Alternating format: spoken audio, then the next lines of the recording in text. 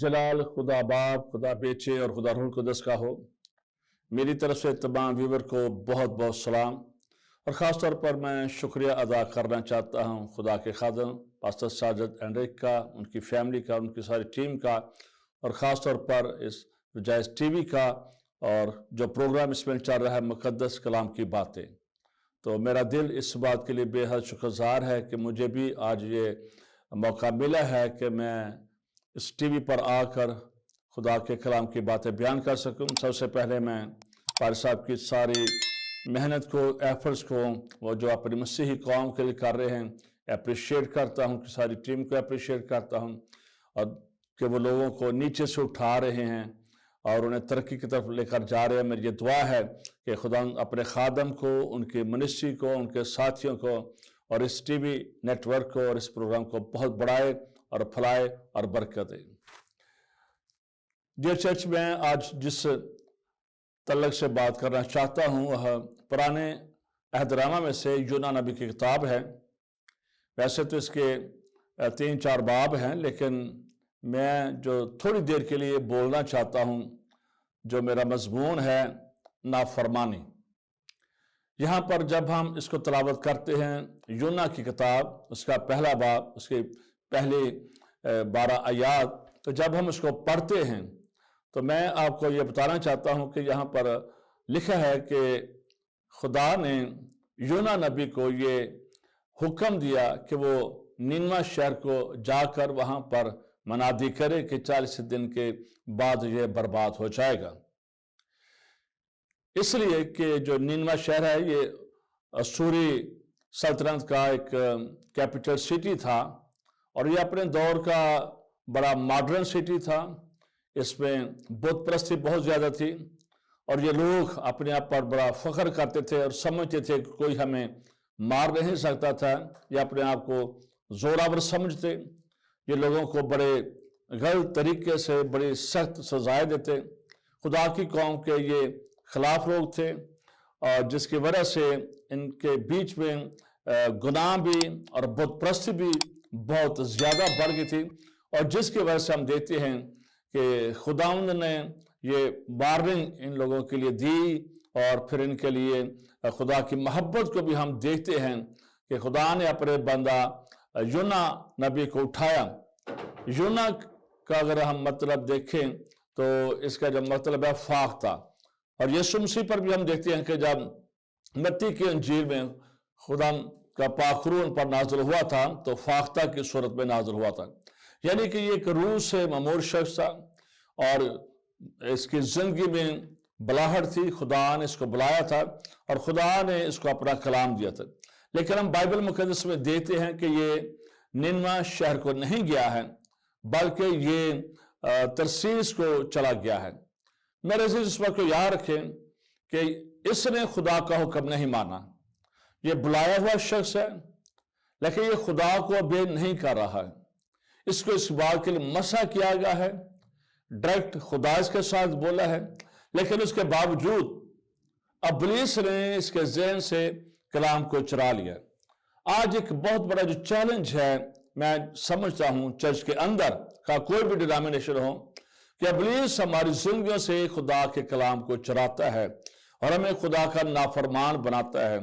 और यही वजह है, मैंने देखा है कि आज भी हमारे चर्चेस में बहुत सारे लोग नाफरमानी की हालत में बैठे होते हैं, और ये बात ठीक नहीं है। डिसोबीडियंस की स्पिरिट ये किसी भी सूरत में ठीक नहीं है।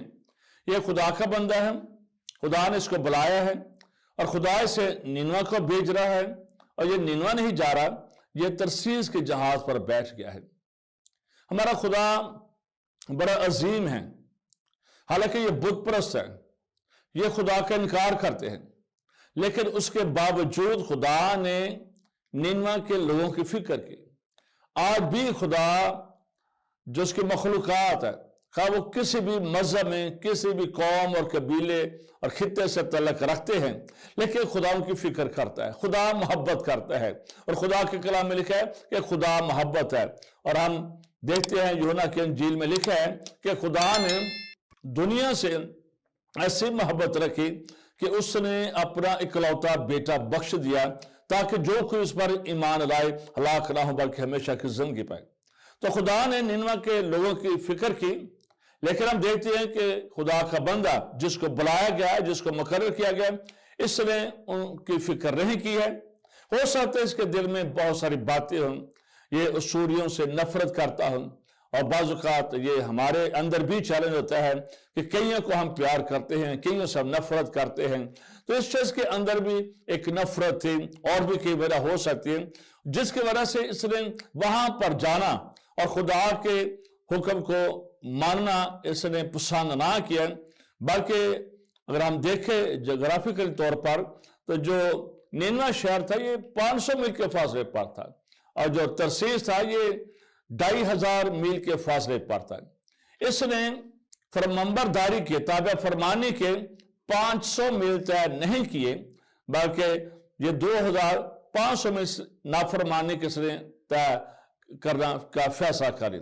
میرے عزیز بات کو یاد رکھیں کہ نافرمانی جو ہے یہ انسان کو بہت دور تک لے جاتی ہے، اور اس کے بعد ہم دیکھتے ہیں کہ جب یہ جہاز پر بیٹھ گیا ہے تو لکھا ہے کہ اس نے وہاں پر کرائے دیے، یعنی کہ اس نے، آپ کہہ سکتے ہیں کہ اس نے پورا جہاز اپنے بھاگنے کے لیے بک کروا لیا تھا۔ میرے عزیز اس بات کو یاد رکھیں، جب ہم خدا کے حکم سے بھاگتے ہیں تو ابلیس نے ہمارے لیے جہاز تیار کر رکھے ہیں کہ ہم اس سے بھاگے، اس کے حکموں سے بھاگے، اس کے تابع فرمانے سے بھاگے۔ اور یہ شخص جب اس جہاز پر بیٹھ گیا ہے، اس بحری جہاز پر بیٹھ گیا ہے، تو جا کر یہ جو نچلا حصہ ہے، نیچے والا، وہاں پر جا کر تو یہ سو گیا ہے۔ اور اس کے بعد ہم دیکھتے ہیں کہ لکھا ہے کہ بڑی آندھی آئی، بڑے طوفان آئے۔ حالانکہ یہ جو موسم تھا اس دور میں جتنے بھی یہ کشتی چلانے والے ہوتے تھے ان کو موسم کا، ویدر کا پتہ ہوتا تھا، اس لیے جب وہ سمجھتے تھے کہ اب بالکل ویدر ٹھیک ہے تو پھر وہ سفر کرتے تھے۔ تو انہوں نے چیک کر لیا تھا کہ ویدر بہت اچھا ہے، لیکن اس کے باوجود طوفان آ گیا، اور جس کی وجہ سے اب جو لہریں تھیں بڑی زور زور سے، اور جہاز کے ڈوبنے کا خطرہ بڑھ گیا۔ پھر جہاز کے سٹاف نے سامان کو ہلکا کرنا شروع کیا اور سامان پھینکنا شروع کیا۔ میں بھی اس جہاز میں 50 لوگ ہوں، عملے کے لوگ ہوں، اس میں اور بہت سارا اناج تھا، بہت ساری چیزیں تھیں، وہ لوڈڈ جہاز تھا۔ انہوں نے ایسا اس کو ہلکا کرنا شروع کر دیا، لیکن اس کے باوجود وہ جو طوفان ہے وہ تھما نہیں۔ اور پھر ہم دیکھتے ہیں کہ لکھا ہے کہ انہوں نے قرعہ ڈالا ہے، اور جب قرعہ ڈالا ہے تو وہ یونا نبی کے نام پر نکلا ہے۔ بائبل مقدس میں بھی ہم دیکھتے ہیں، اور جتنے بھی پرانے وقتوں میں ہمیں نیشنز نظر آتی ہیں وہ ہر ایک بات کے لیے قرعہ ڈالتے تھے، اور پھر جب یونا کے نام کا قرعہ نکلا ہے تو پھر یہ اس کے پاس آتے ہیں اور اس سے آ کر پوچھتے ہیں کہ بتا اب تیرے ساتھ کیا سلوک کیا جائے۔ تو چونکہ انہوں نے پہلے سے پوچھا کہ تو کون ہے، تو کہاں سے آیا ہے، تیرا معبود کون ہے، اور اس نے بتایا کہ میں خدا کے حضور سے نافرمان ہوا۔ اس نے اپنی نافرمانی کا اقرار کیا، اپنے گناہ کا اقرار کیا، اور ساری سٹوری ان کو بتائی۔ تو پھر انہوں نے اس سے سوال کیا کہ بتا اب تیرے ساتھ کیا سلوک کیا جائے، تیرے ساتھ کیا ٹریٹمنٹ تیری کی جائے۔ تو ہم دیکھتے ہیں کہ وہاں پر یونا نبی کہتا ہے کہ مجھے اٹھا کر سمندر میں پھینک دیا جائے، اور اس کے بعد ہم دیکھتے ہیں کہ ان لوگوں نے اسے اٹھا کر سمندر میں پھینک دیا، اور پھر جو سارا ماحول تھا جہاز کا بھی اور سمندر کا بھی وہ ساکن ہو گیا، امن ہو گیا، سلامتی ہو گئی۔ میرے عزیز اس بات کو یاد رکھے، میں پھر سے بتانا چاہوں گا کہ آج بہت دفعہ ہماری زندگی میں نافرمانی ہوتی ہے، ہماری ہیبٹ ایسی ہوتی ہے، ہمارا طریقہ کار ایسا ہوتا ہے، ہمارے گھر میں کوئی ایسا فرد ہوتا ہے جس کی وجہ سے ہماری جو کشتی ہے زندگی کی یہ ہمیشہ ہچکولے کھاتی رہتی ہے، ہمیں تسلی نہیں ملتی ہے، ہمارے پیسے میں برکت نہیں آتی ہے، ہماری زندگی میں برکت نہیں آتی ہے، ہمارے خاندانہ میں برکت نہیں آتی ہے، اور اس کی وجہ کیا ہے کہ گناہ اور نافرمانی ہماری زندگی میں موجود ہوتے ہیں۔ لیکن جب ہم اسے اٹھا کر پھینک دیتے ہیں، جب ہم اس سے دور کر دیتے ہیں، جب ہم نافرمانی سے بھاگتے ہیں، تو میرے عزیزو اس بات کو یاد رکھیں کہ حالات ساکن ہو جاتے ہیں۔ اس لیے میں اس کلام کے ذریعے سے آپ سے یہ کہنا چاہتا ہوں، خدا کی یہ بڑی مہربانی ہے کہ آج خدا کا کلام ہمارے پاس ہماری اپنی زبان میں ہے، उर्दू में हम पढ़ सकते हैं, बहुत सारी लैंग्वेज में खुदा का कलाम। इसके अलावा हम जब मीडिया पर जाते हैं तो हम देखते हैं कि इसकी ऑडियो हैं, वीडियो हैं, बहुत सारे तरीके हैं। कितने सरमन्स हमें यूट्यूब पर और फेसबुक पर नजर आते हैं।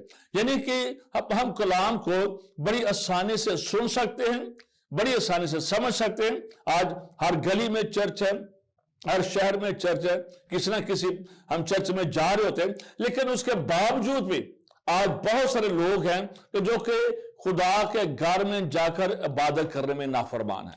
वो खुदा के घर में जाना पसंद नहीं करते हैं, वो खुदा का हिस्सा, 10वां हिस्सा खुदा को देना पसंद नहीं करते। आज बहुत सारे हमारी कौम के जो लोग हैं, हम देखते हैं कि वो कर्जों में फंसे हुए हैं।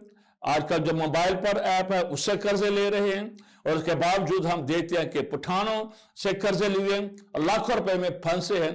वो खुदा को हिस्सा देना पसंद नहीं करते और कर्जे में चले जाते हैं, मुसीबतों में चले जाए, नाफरमानी। और यही वजह है कि आज पाकिस्तानी चर्च उस जगह पर नहीं है फाइनेंशियली और स्पिरिचुअली जिस जगह पर हमें होना चाहिए, क्योंकि हम नाफरमानी करते हैं।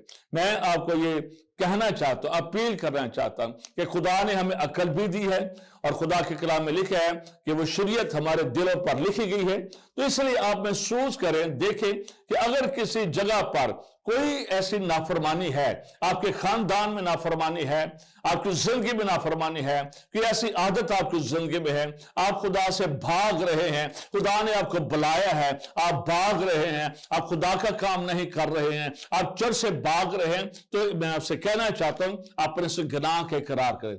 जैसे यूना नबी ने अपने गुनाह का इकरार किया और उसने कहा, हाँ मैं भागा हूं खुदा के हुजूर से, उसे उठाकर समुद्र में फेंक दिया।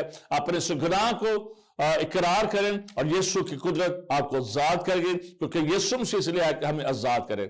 मेरी दुआ है कि खुदा हम सबको, मुझे भी, मेरे अंदर से भी नाफरमानी जाए, जहां पर भी नाफरमानी है जाए, ताकि हम ताबे फरमान होकर खुदा के साथ चल सके, उसका जलाल ज़ाहिर कर सके और उसकी हम परस्तिश कर सके और हम दूसरों को उसके पास लाने का वसीला बन सके।